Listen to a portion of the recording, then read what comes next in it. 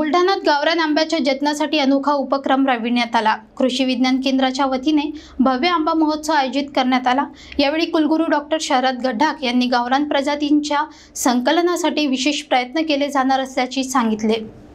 गावरान आंबा नामशेष होण्याच्या वाटेवर असताना बुलढाण्यात या अनोख्या फळाला नवसंजीवनी देण्याचा प्रयत्न करण्यात आला। डॉक्टर पंजाबराव देशमुख कृषी विद्यापीठाच्या बुलढाणा येथील कृषी विज्ञान केंद्राच्या वतीने भव्य आंबा महोत्सव प्रदर्शनी व विक्रीचे आयोजन करण्यात आले। या महोत्सवाचे उद्घाटन खुद कुलगुरू डॉक्टर शरद गड्ढाक यांच्या हस्ते झाले।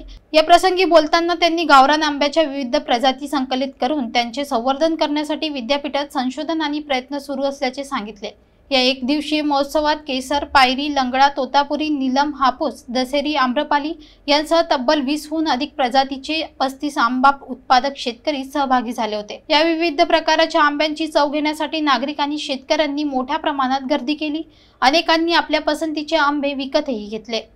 तर माझं म्हणणे कोणालाही लावायचे असले तर हाईड अँड सीड प्लांट हे लावा, कारण शेतकऱ्याचं नुकसान त्याच्यामध्ये कमी होतं। कमी जागेमध्ये जास्त फळं निघतात, आपल्याला तोडायला पण त्याचं हे होतं, टनेज वाढतं। आणि तोडायला काय होतं, फळं तोडायच्या वेळेस आपल्याला जास्त असे कुडीचा वापर लागत नाही, हाताने तोडता येतात, बॅगिंग करता येते, म्हणजे आपल्याला जसं पाहिजे तसं फळ आपल्याला घेता येते। या उपक्रमामुळे शेतकऱ्यांमध्ये आंबा लागवडीबाबत उत्साह निर्माण झाला असून गावरान प्रजातींना पुन्हा बाजारपेठ मिळवून देण्यासाठी महत्त्वपूर्ण पाऊल उचलले गेले आहे।